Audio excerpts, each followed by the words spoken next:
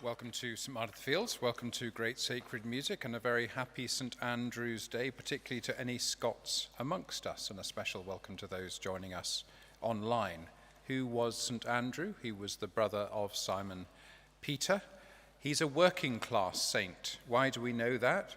Because if you look at the account in Mark's Gospel of the calling of the first disciples, Peter and Andrew were casting their nets from the shore, but James and John not only had a boat, but they had hired men and a father who they left behind. So they were a much more bourgeois pair of fishermen than poor old Andrew and Peter, who just had to cast their net from the side.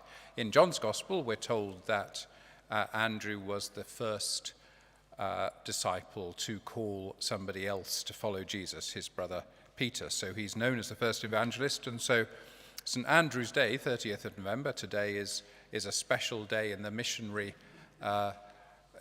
imagination of the church. What do we know about Andrew? Well, I pretty much told you what we know. Obviously, there are many legends about most of the apostles. The legend about Andrew is that he was martyred in the year 60 in Patras, which, as you may know, is Greece is in these kind of two halves joined together by a little isthmus, and Patras is on the northern bank of the southern half of Greece. Now, the 12th century Chronicle of Nestor, which I'm sure you use for bedside reading, much beloved amongst the Orthodox, adds that he preached along the Black Sea and the Dnieper River as far as Kiev, and from there he traveled to Novgorod. Hence, he became a patron saint, and this is interesting, of Ukraine, Romania, and Russia. So if there's a day for the convergence of Ukraine and Russia around their tradition, today might be that day. According to tradition, he founded the See of Byzantium, no small thing, in AD 38, installing Stakis as bishop, which is really an Orthodox way of saying we had a bishop of Constantinople before there was a pope in Rome. Hence, Andrew, along with St Stakis, is recognized as the patron saint of Constantinople. So quite a good legendary CV there. He's been the patron of Scotland since the 8th century, although the diagonal cross, the saltire that you may be familiar with from the Scottish flag, is only associated with him from the 14th century. Now, Scotland has its patron saint day, its national day today. Scotland, as you may know, covers a third of the landmass of the United Kingdom. I don't know if you would guess how many islands there are in Scotland, but I think you might be surprised to hear it's 790. 8% of the population of the United Kingdom, so a significant amount of empty space up there, I think it's fair to say. It's been a kingdom since the 9th century, personal union with the English crown from 1603, part of the Act of Union of 1707, and of course got its own parliament in 1999. We're going to celebrate now together for the next half hour. We're going to start, as we always do, by singing a hymn together called Great St Andrew, which sounds like the name of a church. In fact, it is the name of a church. There's St Andrew the Great in Cambridge. But this hymn was written by the Anglican priest Frederick Oakley, who was one of the great Tractarians who converted to Roman Catholicism with John Henry Newman in 1845, but before he did that, he was rector of what's now known as All Saints Margaret Street, just up off Regent Street, a mile or so from here, back in the days in the early 19th century when it was still known as Margaret Chapel. Why have you heard of him? You have heard of him because it says the words Tr Frederick Oakley, i.e. translated by Frederick Oakley, on the bottom of the carol, O Come All Ye Faithful. And you're not going to tell me you've never sung the carol, O Come All Ye Faithful, and you're licking your lips at the prospect of doing so far too many times in the next month.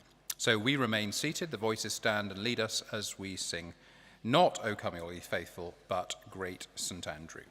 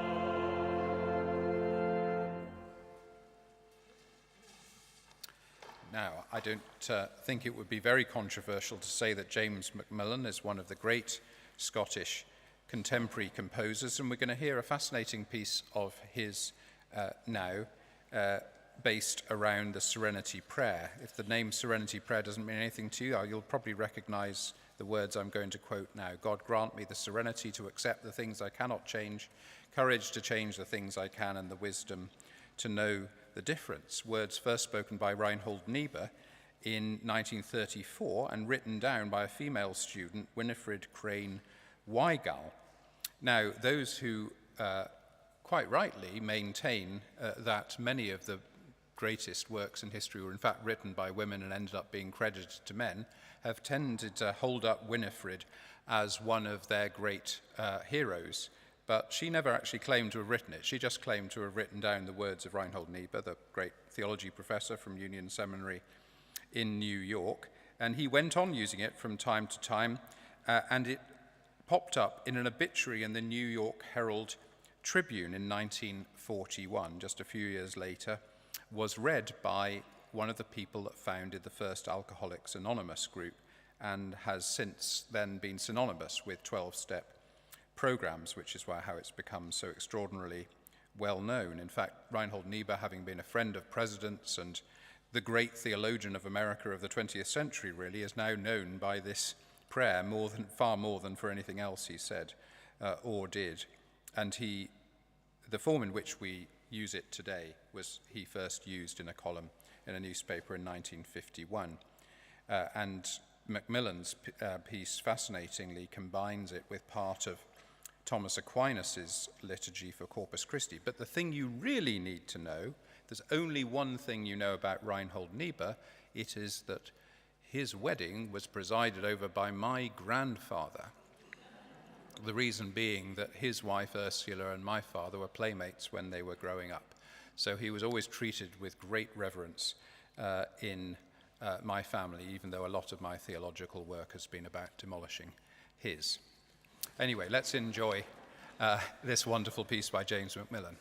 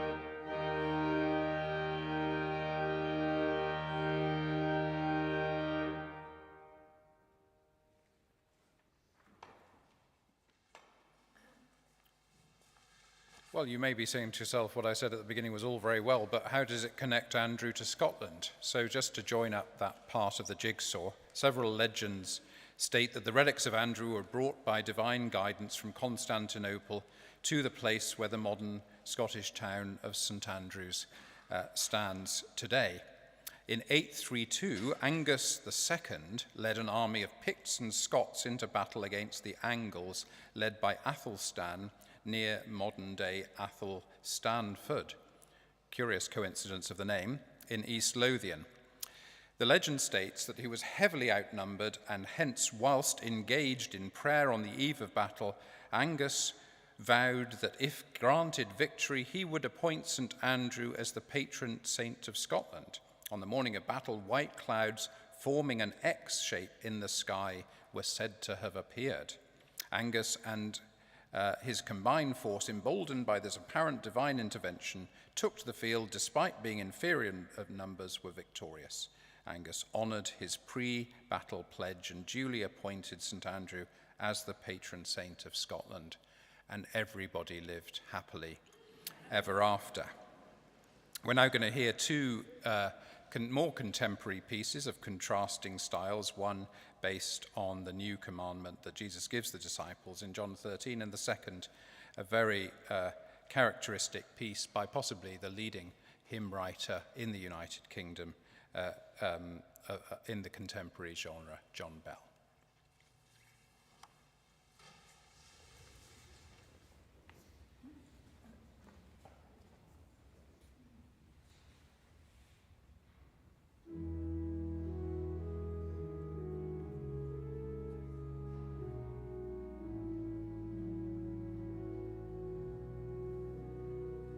I give to you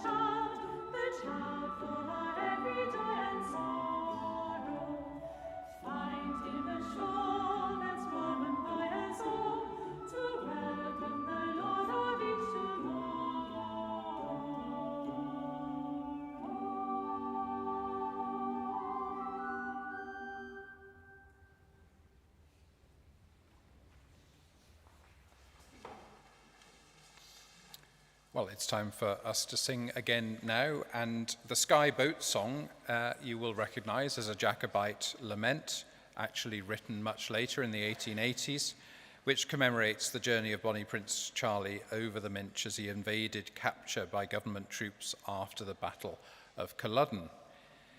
Margaret Auld was a doyen of Sunday school teachers. She was for 30 years on the staff of Scripture Union until her death in 1998. She was involved at an early point with the Charismatic Renewal Movement and compiled 2 books of hymns and songs for 7 to 14-year-olds. So you'll certainly recognize the tune. You may not know the words, which have a Pentecost theme, but we'll again remain seated. The voices stand and lead us as we sing Spirit of God.